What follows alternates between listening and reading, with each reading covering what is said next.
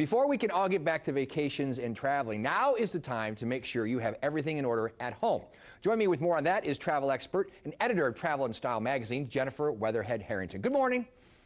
Good morning. Nice to speak with you again. Okay, we need to be planning. I'm a last-minute person in everything in life. That's why I have to have a job that starts at a certain time or I'd never be there. Where do we start when it comes to planning our travels?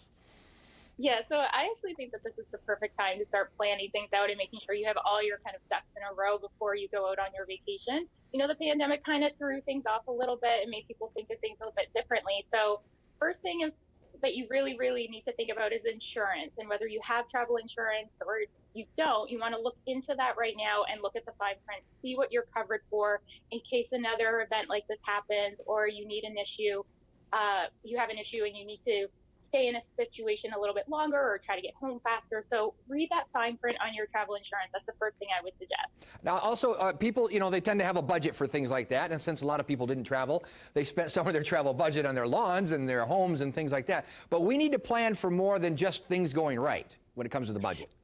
Exactly. Because again, travel insurance sometimes covers certain things and not other things. So I always like to have an emergency fund for my travel. So that way, if I need to book a last minute flight to get back home really quickly, and in case of an emergency, I have that fund. I'm not going to break the bank. I'm not going to have a massive credit card bill to worry about when I get back.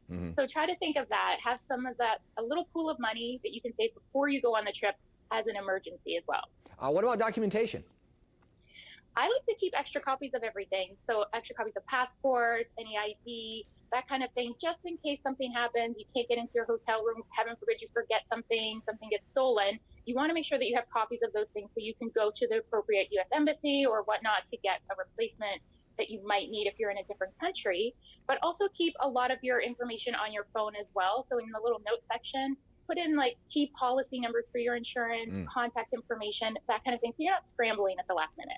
That makes sense. Now, you've told us before that some resorts, some hotels, some destinations are being a little bit more liberal with cancellation policies because of what's happened. I'm guessing there may be instances where some destinations might have some, I don't want to say some tricks, but something unfamiliar.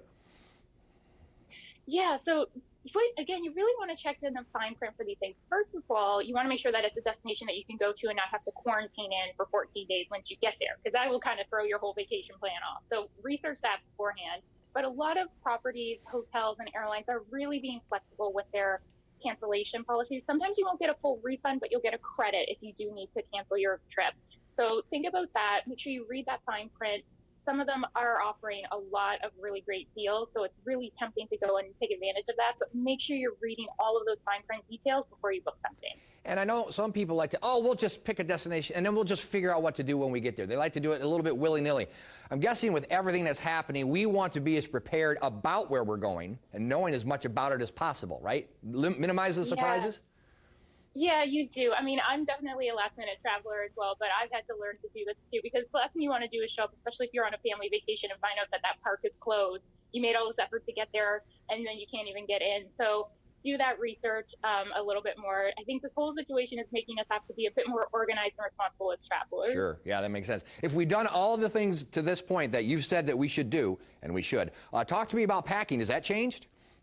Yeah, so, you know, if you are going to be going on a plane or anything like that, you're going to want to make sure that you have those other essentials. A lot of places do require you to wear a mask, so make sure you have masks and multiple of them. And you want to make sure that you have your sanitization kit as well. So hand sanitizer, disinfectant wipes, all of those kind of key things that you may not have brought with you before. You thought you could just pick up at an airport. Have multiple sets of those on hand, so that way you're always prepared. That makes sense. And even if we're not comfortable at this point in a destination or a trip, no reason we can't still plan for something in the future or maybe distant future, right?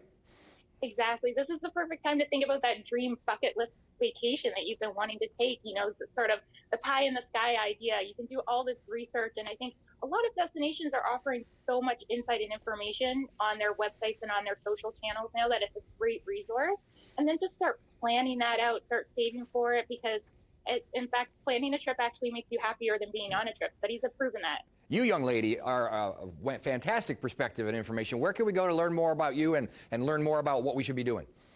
So you can follow me on Instagram. It's Jen Weatherhead with 2 N's, or you can look up my website. It's travelandstyle.ca. Awesome. Thank you so much. Appreciate the insight as always. Thank you. Stay safe.